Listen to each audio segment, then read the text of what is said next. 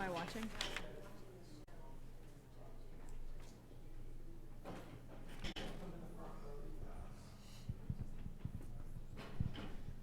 Am I good here? Absolutely. Yep. Just come over here with me.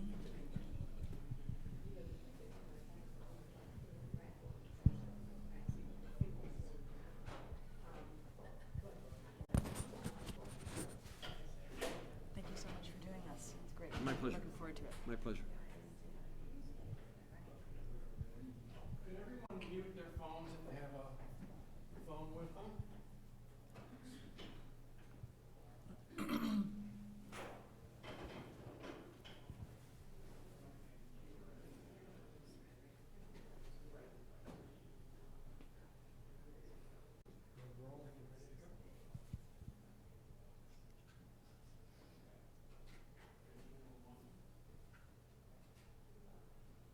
Good morning, everyone. My name is Laura DeNardis. I'm a professor and associate dean in the School of Communication at American University, and it is a pleasure to welcome you this morning to today's SOC Faculty Forum, featuring my colleague, award-winning and acclaimed film and media arts professor, Bill Gentile.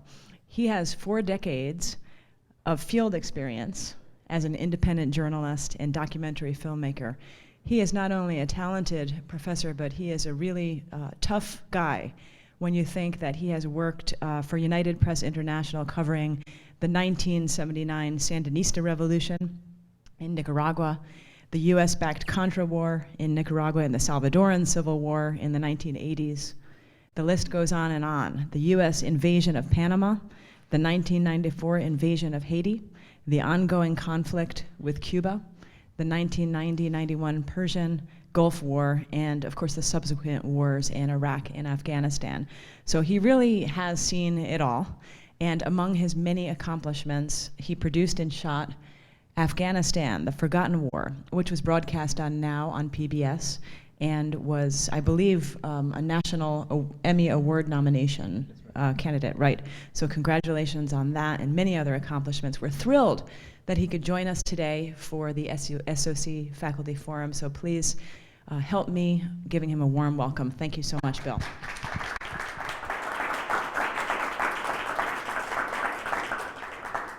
Good morning. Yeah, I spend a lot of time bragging about the place where I work, the university where I work, about the colleagues that I have here, some of them are close friends, and about the students that I work with and work for. And I really appreciate you coming here. It's an honor to be associated with you all and with this place. I'll show you a brief film here. It's actually an edited version of a slightly longer film, but it sets the tone for our whole discussion about war, peace, and technology. This film was made in the late 1980s, and it's a good foundation for the rest of our discussion today. So, here we go.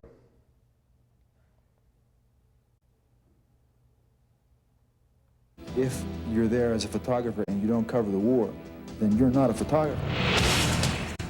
So many people have already been killed. Some of the guerrillas run around this corner here. And there was some discussion as to whether we should leave, whether we should stay, whatever.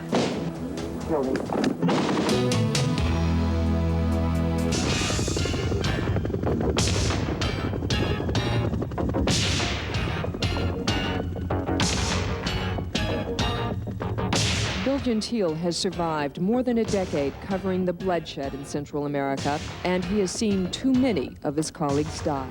So you have to be close enough so that you're seeing people shooting and getting shot at. That's war. I'm in a very particular region of the world called Central America. If you're there as a photographer and you don't cover the war, then you're not a photographer. That kind of determination brings Bill Gentile back to El Salvador over and over again, despite the inherent danger. He has to come back to cover both sides of this war for Newsweek magazine. De aquí, solamente. It's a combination of a physical challenge and an intellectual challenge to get the images that are going to convey the message that you want to convey and get out without getting beat up or without getting killed. He's saying that in general the subversives, as they call them here, or the terrorists or the communists, have suffered a lot of golpes or hits. Bill Gentile first saw combat as a journalist in Nicaragua. There he worked as a translator with ABC correspondent Bill Stewart. He last saw Stewart 48 hours before this. You want to get out? No, I'll stay right in here. Let him see the picture, or the camera. You killed him. The messenger was executed. Yet, as is typical for these cases, the Somoza soldier responsible never was brought to trial. Neither the U.S. nor Nicaragua has investigated Stewart's death. And we come into these savage situations. Mistakenly, we expect people to act within a context that we think is civilized because we're used to that. The rules of civilization don't apply here.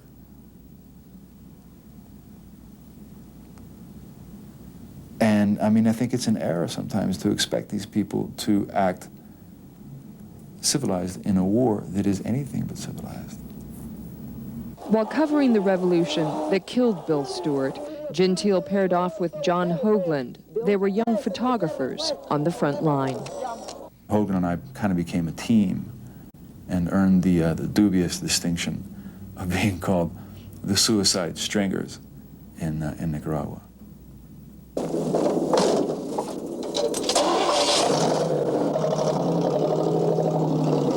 Going into combat areas that you shouldn't go to, and a lot of journalists knew that you just don't go into these places in mid-afternoon when the bombings start. Well, Hoagland and I did that a couple of times.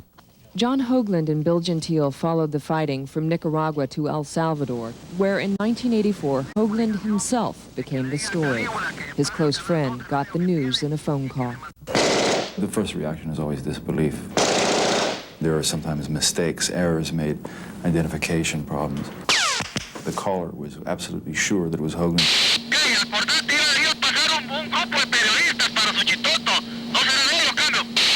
Hoagland had gone to Sujitoto to cover fighting between the leftist rebels and the Salvadoran army. Hoagland and 7 colleagues were pinned down by crossfire. One government troop told the journalists they could pass at their own risk.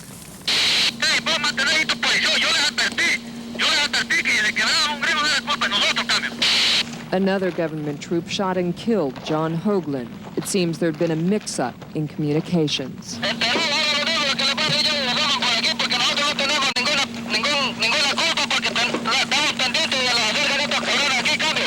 Part of this illusion of invincibility was chipped away or partially washed away. And I think I became a bit more cautious and prone to evaluate a bit more the risks.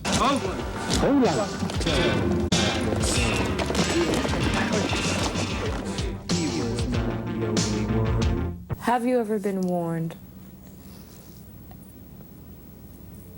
Take care, leave the country, you could be killed. Or at least the implication was. No.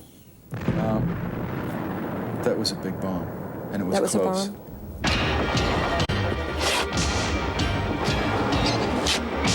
Bill Gentile showed us how to get in and out of the war zone alive. He asks first if armed leftist rebels mind having their pictures taken. He finds peasants to guide him through the mountainsides, booby-trapped with landmines. This guy was with two friends, and the 2 friends in front of him stepped on a mine, and these are the shrapnel wounds that he got. 2 guys died, and 2 guys got busted up. There had been helicopter bombings here this morning. He's saying that, well, first of all, that there were about 15 guerrillas here in the morning. They just hung around. They just went through, went that way. That there was a bombardment in the morning up on the hill by a government helicopter. There would be more fighting that night. Very many people were in the street. There were maybe like 15, 20 guerrillas just like hanging out, very tired.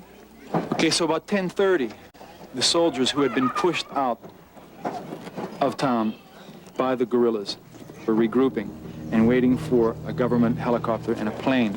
The soldiers started to move up back into town from two directions. And it was, I think, at this point that Cornell grabs his girlfriend and pushes her into this house and makes her and the Salvadoran driver take refuge here. The guerrillas come up firing. This is all we're running backwards just like this. Second wave of fighting begins. Some of the guerrillas run around this corner here. And there was some discussion as to whether we should leave, whether we should stay, whatever. These motherfuckers only a couple blocks away. We don't want to be in a difficult position. Cornel Legros was right in the middle of changing shots when he was struck by a government bullet. He hit the ground, but somehow his camera continued to roll. Unfortunately, the incident wasn't over yet. No, it was just beginning. During the exit from the town, our station wagon, which was carrying Cornell, was fired on repeatedly by a government helicopter. We stopped one time for about 4 minutes, hoping that the fire would cease. It didn't. As a matter of fact, it increased. The helicopter attack was so relentless, it took more than an hour to get Cornell to the hospital. By that time, it was too late to save him. You cover these scenes of war in other occasions, on other times, and it's always someone else. And you see people get shot, and you see people die, but they're never your friends. You never go through the drama of having to take them out, and they die while you're trying to get them help. But when that happens to you, it's extremely traumatic. Do you wish that the United States government would say, we demand and deserve an explanation? Yes, I wish that would happen, but realistically speaking, I know that it won't. Does that bother you? Well, U.S. policy toward Salvador in general bothers me. Some might say that smacks of being a communist. It's something that transcends politics. And, isms like communism and socialism and capitalism. It's just, it's called respect for human life. There is a weariness.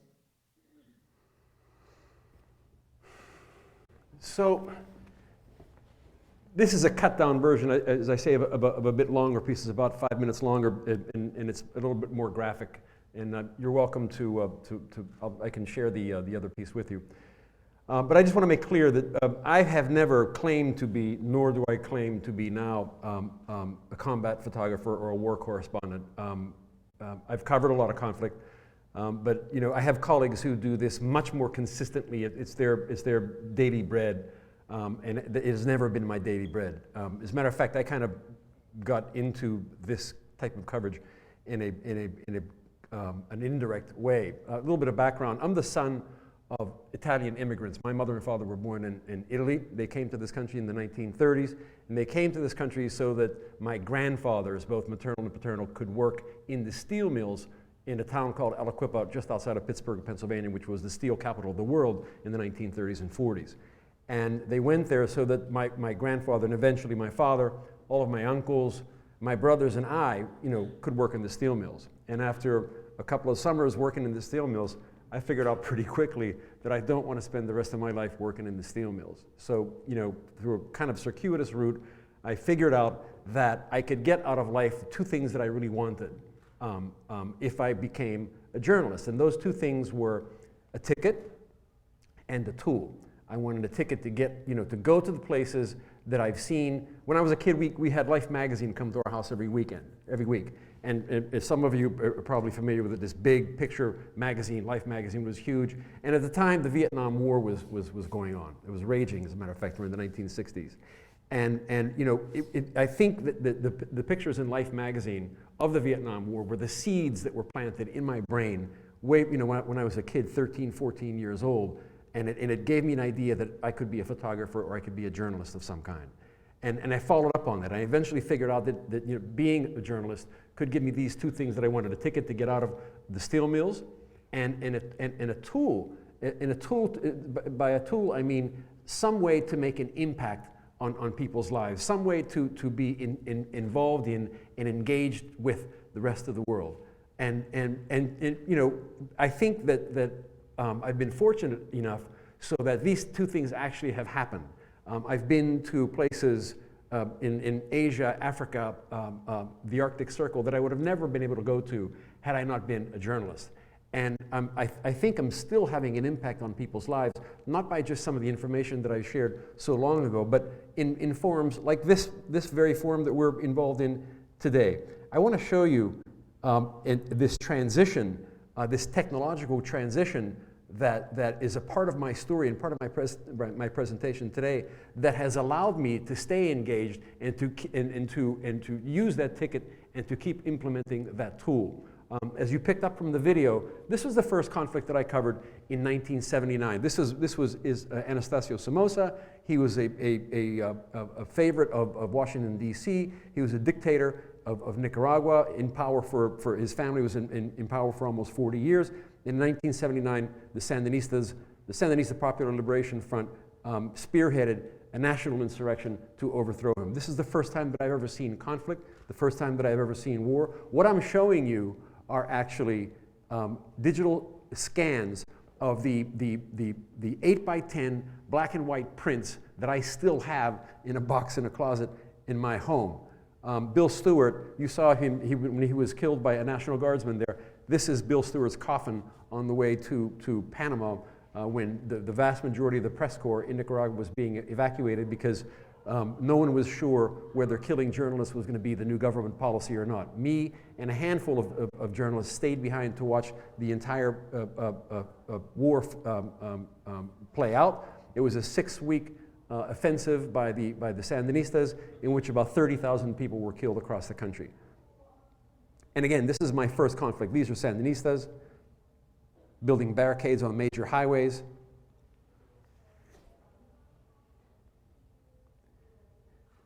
To make these pictures, we had to carry around entire dark rooms. We had to carry around the film that we used, the black and white film, chemicals to develop the film, the canisters in which we developed the film. We had to carry around an entire dark room that included a projector, an enlarger, the trays in which we made the black and white prints, the chemicals for making all this stuff. We had rolls of black plastic that we used to close up hotel room bathrooms to keep out the light so we could have a dark room. The gentleman here with the camera is John Hoagland, who you saw being killed in Salvador. This is in 1979. He was shot to death in Salvador in 1984. John actually was my predecessor in Newsweek magazine. He became Newsweek magazine's contract photographer in Latin America and the Caribbean. That was his territory.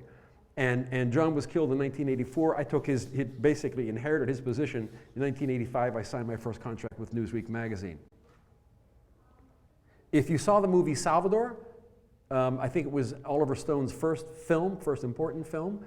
There was a character in the film who worked for Newsweek magazine. He was played by John Voight, I think. That character is based on John Hoagland. These are the Sandinistas. So once we made these prints, once we had to carry around a mechanical typewriter to write these captions you see on the side of the pictures. Once we did that, this is one of the leaders of the Sandinista revolution. We had to get these pictures somehow from Nicaragua or wherever I went when I was working for United Press International. We had to get them to New York, which is where UPI was based. And I'll show you the machine that we used to get the pictures from anywhere in the world to Nicaragua, to UPI's headquarters in New York City. In these conflicts, especially in the developing world, it's the civilians who take the brunt of the violence. These are National Guardsmen, and if you're in Nicaragua at that time and you're a male between the ages of 13 and 63, you don't want to be on the other side of this door when the National Guard come knocking, because if you are, they're probably going to suspect that you're a collaborator or maybe even a guerrilla fighter, and they're going to take you out for a long walk and you may end up here after having been tortured, which was a routine practice by the National Guard in Nicaragua. Sandinista fighter. This is the National Guard. Sandinistas. Somoza, a couple of days before he fled the country with his family. This was Nicaragua was my awakening politically and journalistically. I had never seen, a people rise up to overthrow their government through violent means. And I really got a quick lesson in U.S. history from other people's perspective. I lost the print that I made of this. This is a preliminary version of this picture. Behind is the Intercontinental Hotel where Howard Hughes lived for a while until the earthquake in Nicaragua in 1972. Then he fled. This is the little machine that we use to send the pictures from Central America or from anywhere that I worked to New York. It's about this big, it's about this high, and it works like, you can see the black and white picture, it's wrapped around this cylinder. So after we made the print, after we did all of this stuff in our darkroom, made the print, we would wrap the pictures around that cylinder, and then we would hook it up to a telephone. And in the olden days, the telephones, you could unscrew the mouthpiece, right? And there would be electrical contacts there. So we would connect those electrical contacts with this machine. There are a couple of wires that come out of here. And then then we call New York and say, New York, are you ready? And they would say, yes, we're ready. So you'd press this button, and the cylinder started to turn when you press that button. We would hook this machine up to the telephone, right? And this electronic eye here goes from left to right, and it takes, as this thing turns, that electronic eye moves from left to right. And it takes 14 minutes for that electronic eye to scan this entire picture, okay? So when it scans the picture, and I'm going to change screens here really quickly, when it scans the picture, it makes a funny noise. And this is what the noise sounds like.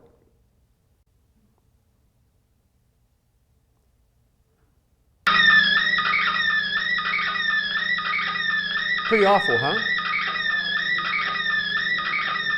Yeah.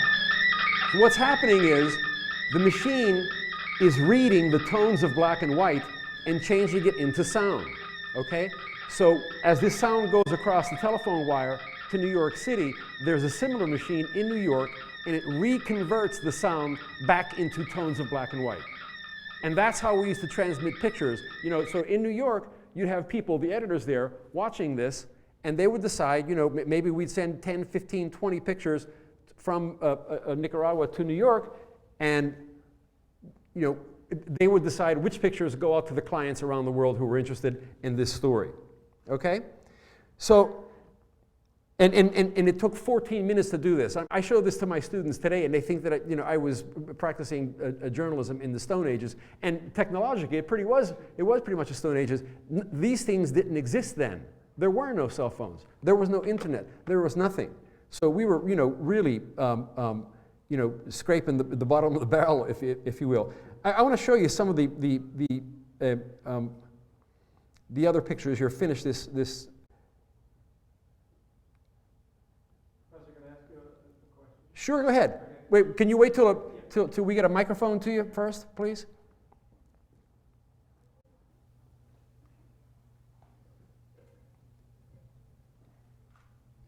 Thanks. The only reason why I wanted to ask the question is that maybe it's chronological in what you're describing.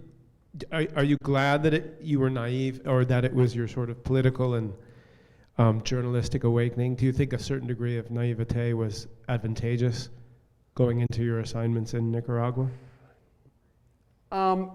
Actually, no. I wish that I knew more of the country's background, and I wish that I knew more about the world in general. At that time, I was living in Mexico, and our coverage, I was working for United Press International, our coverage included Mexico, Central America, and the Caribbean. And it's a fast learning process. You go to these countries, and you start to cover these countries that you jump into, and I wish I would have had a deeper knowledge of history of that region. But I was a fairly quick learner, and I was really fascinated by the whole scene there in Latin America. So here, by this time, this is in the 1980s, I'm no longer working for United Press International. I'm working for Newsweek magazine. I inherited John Hoagland's position as their contract photographer for Latin America and the Caribbean. So, you know, I'm using color slides now. Different technology, same cameras, but color slides. And, you know, when I'm not covering the news, when I'm not running from revolution to elections to earthquakes, whatever, I'm concentrating on making this portrait of this country that, you know, I have fallen in love with, and my love for the country and her people has not abated since then at all. In fact, I go back to Nicaragua at every opportunity. My first wife is Nicaraguan. I still have great relations with her and her family. This is coffee, by the way. So, you know, I'm using this different technology to do my job for Newsweek and to make this book, which Newsweek supported. These are the Contras, by the way, the folks that our government under the Reagan administration supported in their attempt to overthrow the Sandinista government. This is Augusto Cesar Sandino, from whom the Sandinistas take their name.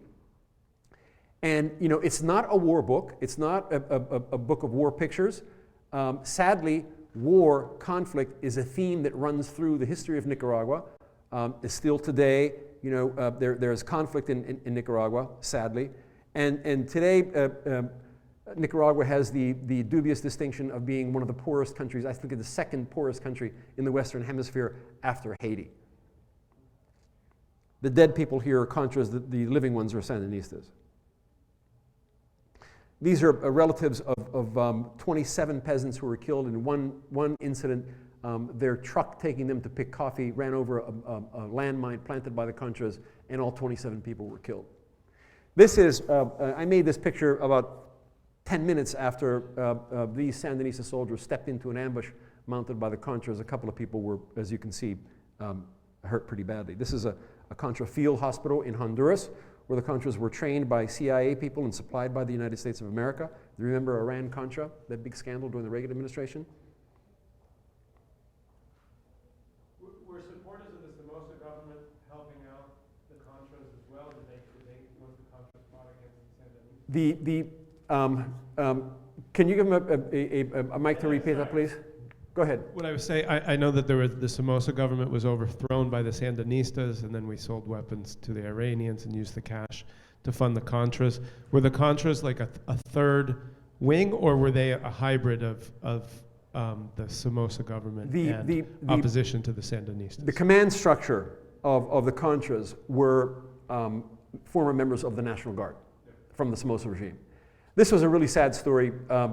This young man had spent 5 days in the Sandinista militia. He was out on patrol with his comrades here when he was killed by the Contras, and you can see his wife breastfeeding one of his children. That's his father on the left and his mother in red. These are Mosquito Indians on Nicaragua's Atlantic coast. So I'm using this technology here, these color slides, and to get these pictures to Newsweek magazine in time, I have to wake up on Thursday mornings at about 5 o'clock, get to the airport in time, and find someone who will take either a passenger or an airline steward or stewardess or a pilot who will take this stuff to Miami, where I'll arrange a courier to pick it up at the Miami International Airport. Think about that today. You know, I have a bag of 15, 20 rolls of film. You can't open this stuff up. You can't open these canisters up because, of course, it'll ruin the film inside or it'll wreck the pictures inside. Will you take this on the plane to Miami? If you try to do that today, you might get arrested at the airport. But that was our technology. So I'm using, you know, different technology to make these pictures, and we're using pretty old technology to get them to New York. So this is the last picture of my book, and I'm trying to send a message here. You know, we have this death and destruction behind there. This is the dry season, the really dry season. The footprints here are made in dust. It's like really thin dust. It's kind of like talcum powder. And every time you step on it, it makes these little plumes of dust around it. The woman is carrying something in this tray here. They're limes. But symbolically, she's carrying something else. What is she carrying? Any guesses? She's carrying hope. She's moving forward. She's carrying life. She's carrying something. After all of this destruction back there, she's carrying something positive. And that was my final, you know, the final editorial point that I wanted to make about Nicaragua. This is El Salvador. El Salvador was a much more brutal conflict, as opposed to Nicaragua, where the Contra War, at least, was fought only in the mountains. The war in Nicaragua was fought everywhere, in the mountains, on the volcano, in the big cities, in the capital, in the smallest villages. It was everywhere. This was made I made this picture 10 minutes before Cornell was killed in the film that you saw 15 minutes ago. This is the same town where Cornell was killed. We came upon this town because we heard the fighting from a highway that runs past this village. These are soldiers who were unfortunate enough to be close to a rebel bomb tossed over the wall around their fort, their base. The Red Cross in El Salvador were really something extraordinary, brave. And again, the civilians take the brunt of these conflicts. They're always stuck in the middle of them. We don't know who these young men were. We were told by these soldiers that they were leftist guerrillas, but we don't know that. We know who this guy was. He was a soldier. This is in El Salvador. This is in the capital. Think of the most luxurious neighborhood in Washington, D.C. That's where this fighting was taking place. This is up in the mountains. These soldiers came in and busted up a guerrilla hideout. This is on the same morning that Cornell was killed. This is in the capital. This is the invasion of Panama. U.S. forces, I think it was 1989.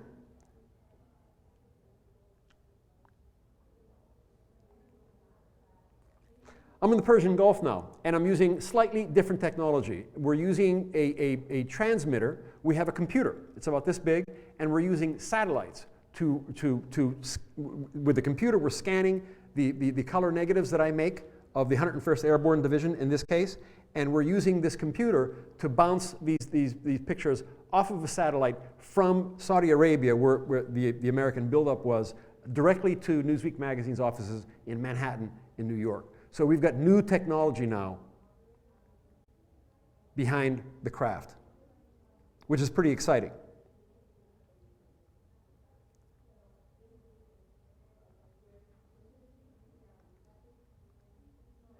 I've managed to, at least to a certain degree, keep up with this technological revolution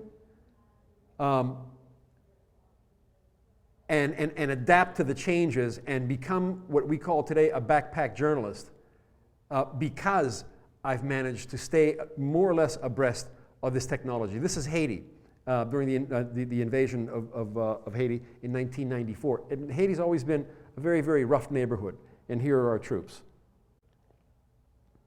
But it's technology that allows me to go out in the field today and make documentaries, not with a 4 or 5 member crew, but all by myself. This is kind of the second to the last stage of this technological revolution. This is not a picture. This is a screen grab from standard definition mini DV tapes that I've shot making a documentary on foreign correspondents and how they work in Afghanistan. So, you know, that's where we are. That's almost where we are today. This is where we are today. This is a screen grab from a Sony EX1 that I was using in 2008 in Afghanistan. I'm on patrol with U.S. Marines in the Helmand River Valley. My colleague, Lauren DeNardis, mentioned the film that I made that was nominated for a National Emmy Award, and I was a finalist, actually, for that award. And Anderson Cooper won the Emmy, the National Emmy, because for a series that he did on rape in the Congo. And these are, you know, some of the covers that I generated as a photographer for Newsweek.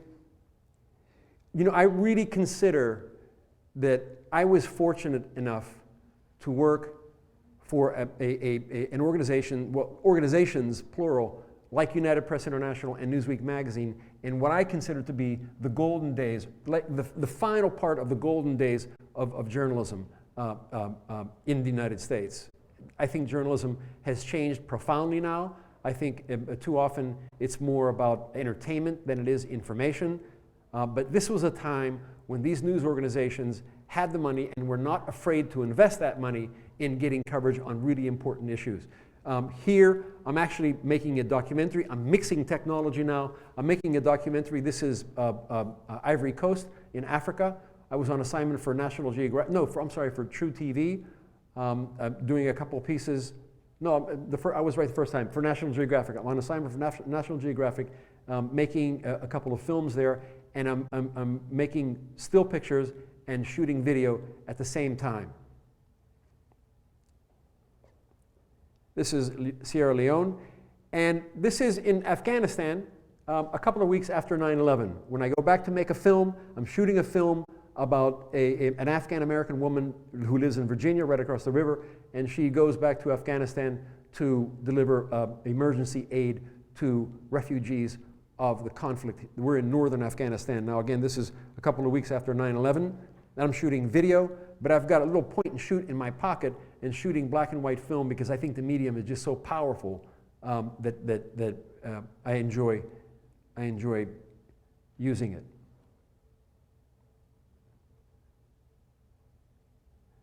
Afghanistan really is a photographer's or a videographer's dream because almost everywhere you look, there are stunning pictures there.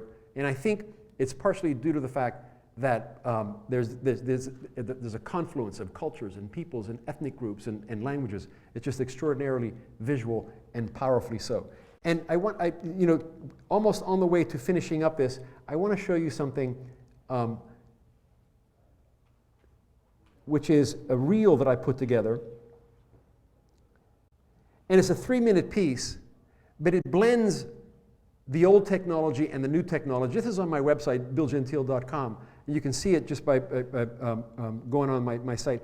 But it's a combination of visuals and black and white and sound that I think makes for an extraordinarily powerful combination. So it's 3 minutes long.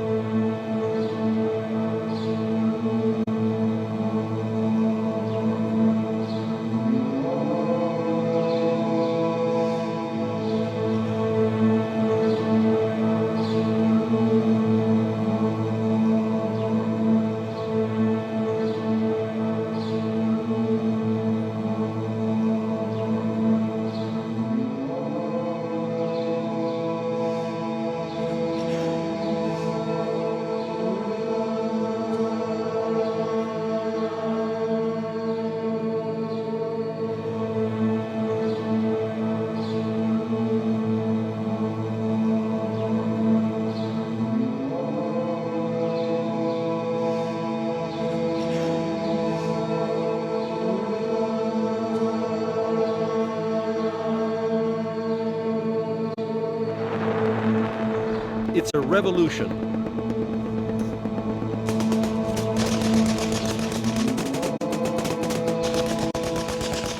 An extraordinary juncture in the history of mankind, technology, and communication.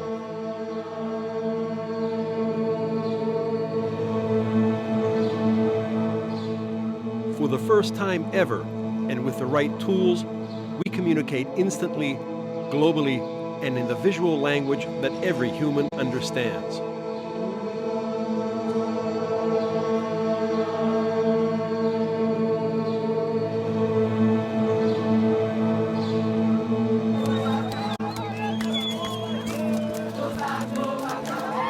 You too can take part if you know how to speak the visual storytelling language.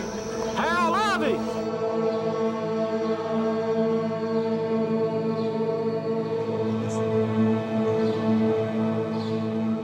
That's what I practice, and that's what I teach.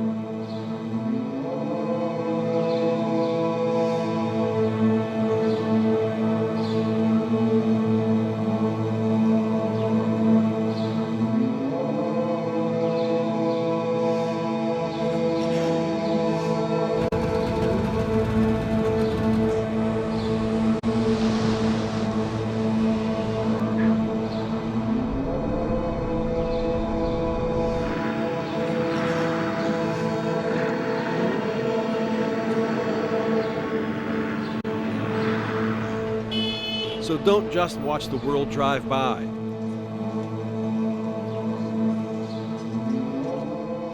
Join the revolution.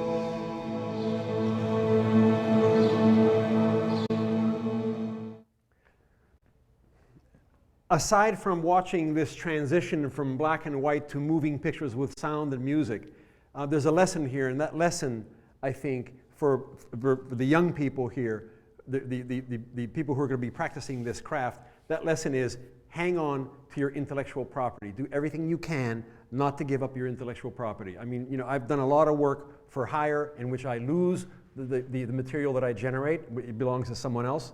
But when you can, try to hang on to that property because you can use it in situations like this. I want to show you one more thing, and then we can, you know, I'll take questions and so forth.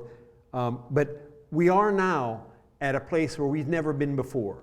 You know, as I say in that brief clip, we're at a place where you know, an extraordinary intersection in the history of mankind, technology, and communication. I was in Ecuador 2 years ago, and I made a piece that you'll see is on Univision's website now. And I went there, and I was on assignment from the Center for Latin American and Latino Studies, run by a brilliant guy by the name of Eric Hirschberg, right here on our campus. And I made the film with this, okay? High definition, you know, visuals, high definition sound, and you can't tell that it was made with this. I don't think you can tell. It's only about 12 minutes long, and then we'll take questions.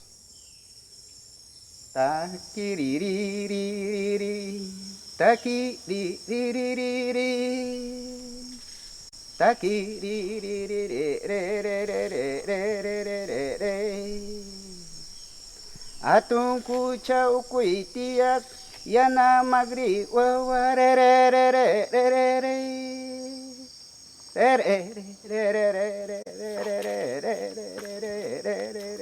re mana pa hurishatiya guarmi wa ri ri ri kucha yana kucha ukuitiak. The forest with all its species is like where the memory is stored, like the hard drive, let's say, out there, an external hard drive or something. The memory is not in their heads. It's actually, the history is recorded in the trees, in the land. And so when they go out in the forest, that's when the memory comes alive. The songs that they have are in response to the species. The humor that they have is in response to the species. The stories, the history is in response to what they see out there.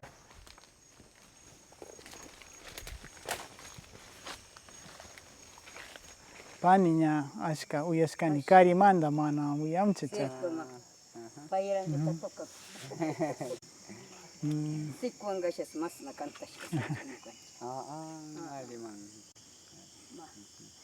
Kaya tungruya. Paiba amuyugan. Amuyug. Sacha runatian. Sacha run. David says that these large trees have owners, and those are the owners of the forest. So these large trees are the homes of the forest people, the Sacharuna, Sachawarmi. And so when you cut down the tree, these are their home, and so they get sad because they lose their home, and they go away looking for other places farther away where there are large trees. And they're the ones that keep the forest alive. So you'd get what's called in English the empty forest syndrome, where the animals and plants disappear. Dr. Todd Swanson teaches at Arizona State University. He owns a reserve deep in Ecuador's Amazonian rainforest. It's located at the very intersection of indigenous religion or spirituality, community, and the environment.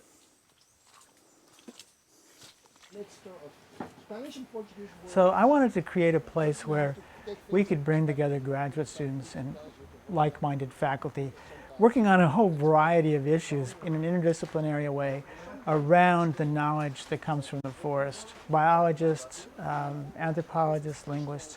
And then it would focus on the indigenous people we would bring to the site, and it has to have forest around it.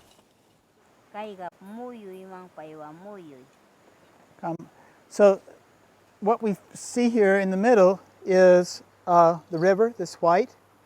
This is the Yaculindus, which is the bank of the river. Swanson calls the Quechua Indians who work at his reserve narrators or witnesses. They explain how their worldview, their identity, and their happiness all are tied to their social relationship with the forest. People who live off the land, who don't have much technology, who believe that the plants and animals are alive.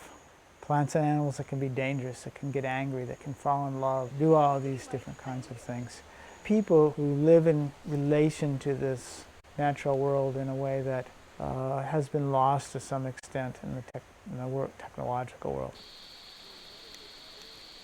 But that relationship is under siege. Nearby, tourism grows. Youth flock to the internet. Men leave in search of jobs. The forest is irresistible, offering income to the poor, land to the landless. Swanson himself is an agent of change. He works to digitally preserve Quechua language and custom, but introduces modern ideas and technology.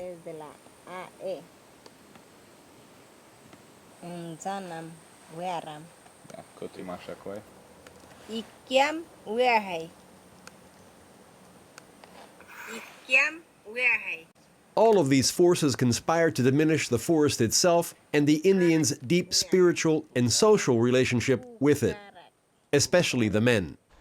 Or it's been harder for men to hold on to their connection to the land in some way than for women. Traditionally, the family was a kind of complementary exchange between male tasks and female tasks. That was one of the things that impressed me about David. He said, it used to be that young women would be attracted to men whose faces were beautifully painted like his was painted. He says it used to be that those girls would be attracted, they'd look for a man who was a good hunter. And then he said, but not now. What young women want now is a man who can get a good job, a man who can have a house, a man who can buy a car. That's really where the power to provide is. That's the security now, is a man with education. Swanson's 12-year-old son is sick, and he's asked David to sweep the boy of illness.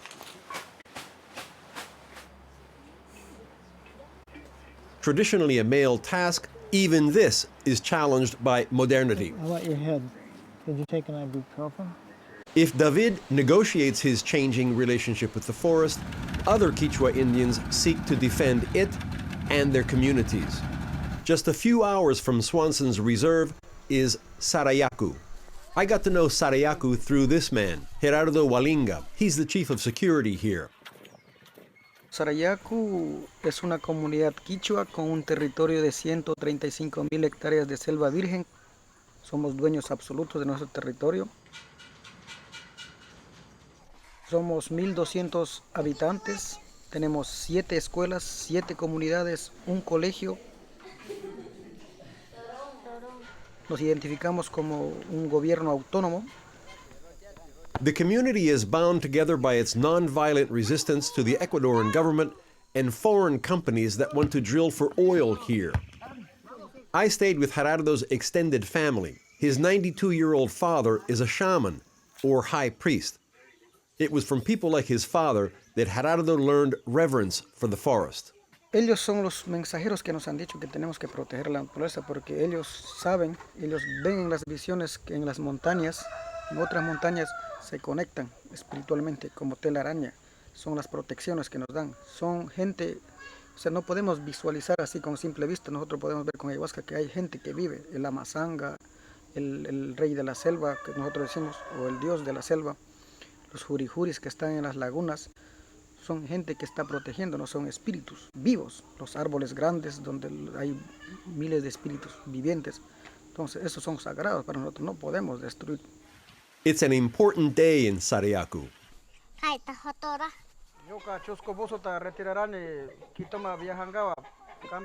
Gerardo coordinates a meeting between community leaders and their attorney to discuss strategy in the struggle to keep the government and the oil corporations out.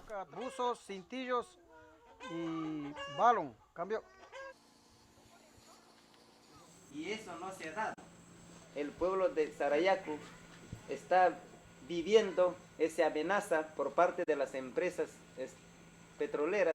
Los pueblos indígenas deben proponer lograr un espacio oficial. El otro tema es el de la consulta previa. Sí, es algo en lo que deberíamos insistir y ponerle más énfasis, porque ya hemos tenido problema el mes pasado del ingreso de esa gente a hacer el estudio de impacto ambiental.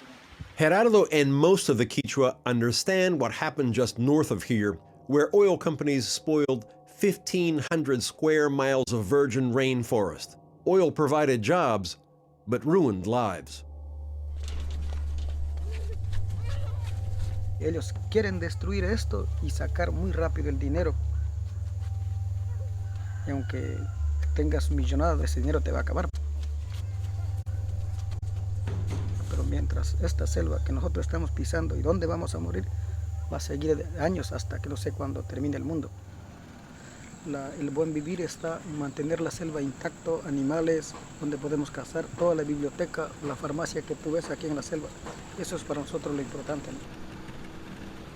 What Gerardo calls buen vivir, the good way of living, is embodied in Ecuador's new constitution, which calls for a new form of harmony with the environment, protection of biodiversity, and innovatively extends legal rights to nature. And unlike David, Gerardo is militant about resisting the oil and the timber industries. Tendrán que asesinarnos a todos para poder ingresar acá. Mientras estamos viviendo, no lo vamos a permitir, aunque entre el mejor ejército del mundo.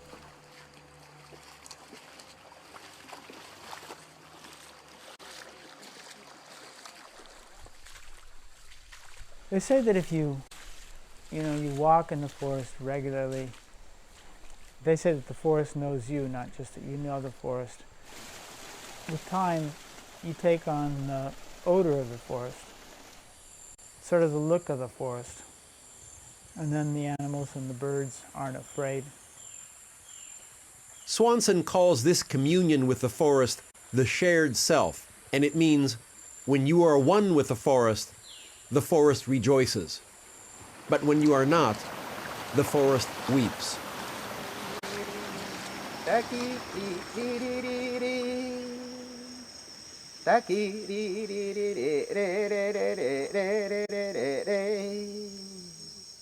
Manapa hurishati aguarmi wawa ri kucha yana kucha ukuiti magri wawa re. You who live in the lake, you live in the dark, black lake, mother and child, mother of the lake, don't make me sick with this Pahuyana. Don't make me sick. The one who lives in the tree, the mother who lives in the tree, don't make me sick with your power.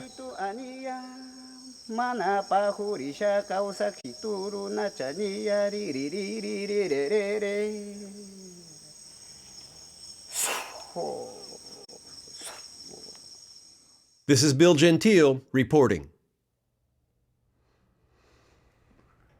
So, we've gone such a long way from the days of black and white, hauling around entire dark rooms to make black and white pictures and sending them over a 14-minute international phone call. From that, we're doing this now. I mean, it really is an extraordinary revolution in our time, in the way we receive and send information and in the way we live and understand the world. I think we have time for questions if you have questions. If you can wait till we get a camera, rather a microphone to you, that would be great. Go ahead, Rick. Bill, I've got I don't know if this is working. Yeah, I've got a comment and a question. The comment is, I'm amazed, impressed, astounded by the wisdom that came from a younger version of you with the first video. That's really impressive. Thank you. And off of that, the question is, how did those experiences change you? Well, I guess they change you. You take it on as part of life, you know? It's life at 100 miles an hour. You hadn't experienced that sort of death before covering war.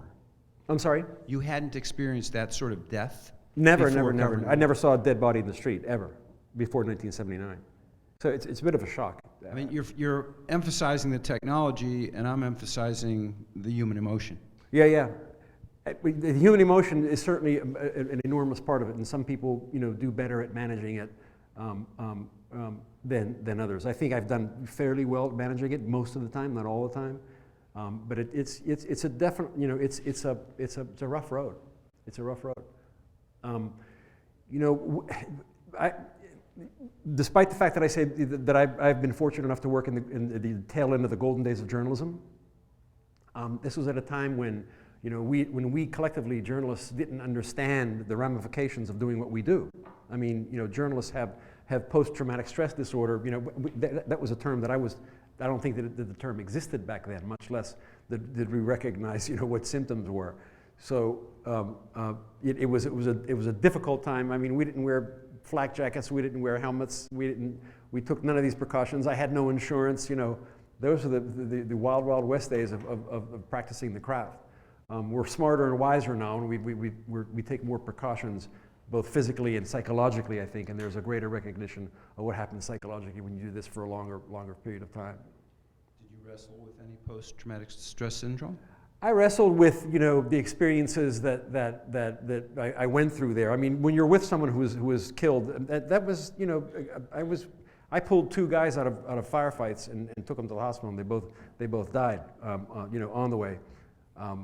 So that's something that never actually completely goes away, you know. But you deal with it, because if you don't deal with it, if you don't cope with it, then you become a problem in the sense that you can't do your own work. You can't. You're not effectual at all. So you lose your ability to utilize the tool that is journalism, you know.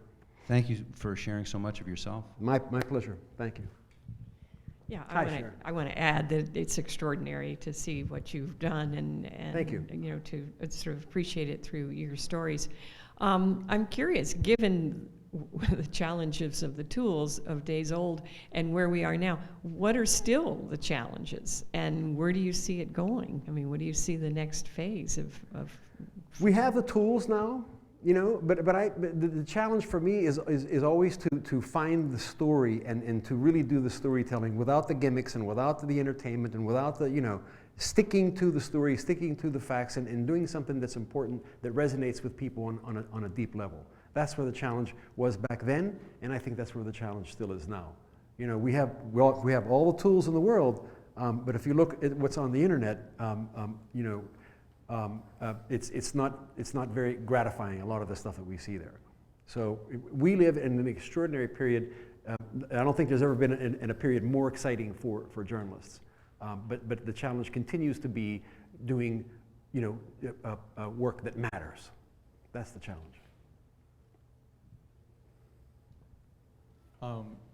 Chris Norton, a student here with like SIS and thinking about like minoring in communications, what would be the best way that a student could get into like backpack journalism or the work that you did? Do you need to work with specific organizations, or could you just go out there by yourself and self-start?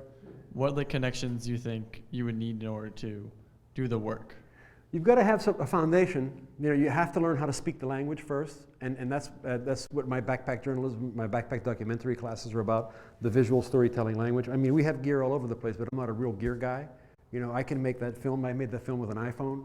So if you learn how to speak the language, you have to have some kind of, like if you're learning Spanish, if you're learning Chinese, or you're learning Arabic, you have to have an idea of the structure of the language, how it works. Once you learn that, now you can go and do anything you want with it, whether it's foreign relations, if you want to work for an NGO in Africa or Asia or wherever. You can take this craft, this ability, and practice it wherever you go. But you got to have some kind of, you know, basis upon which to operate.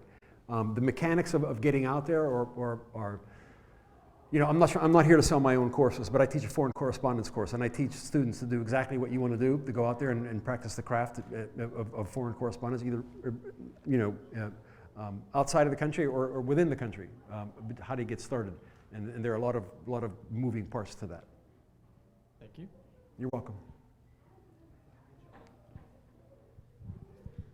Hello, Professor Gentile. I'm Alma Burke. I'm a first-year grad student in SIS International Media. And my question I have for you is, I guess, when did you develop an eye for what it is that you want to tell? Was there something specific that happened and that you kind of went with that going forward, images like that? Or was there something that you were specifically looking for that captured you, that you want to continue to tell that story based on that initial experience or image or whatever it was? What captures your eye?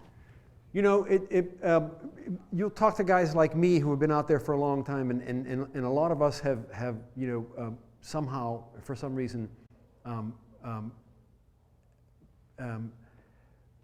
forged a deep, deep bond with a country or with a story. You know, some of my colleagues have fallen in love with Haiti. Some of my colleagues have fallen in love with Colombia, with El Salvador. John Hoagland fell in love with, he was married to a Salvadoran woman, you know, because he was fascinated by that story. Something about Nicaragua and Nicaraguans, it's a beautiful country. It's you know, the people are friendly. You know, it's really poor, but the people are generous. You know, all of these human qualities just struck a chord with me. And I keep going back to that place. And I spent, you know, a couple of years working on the book of photographs. My first wife is Nicaraguan, you know. So it's hard to explain. It's something that fascinated me about the Latino culture in general. My second wife is Cuban, you know, so I'm fascinated by the language, fascinated by these countries and the political processes which are happening there.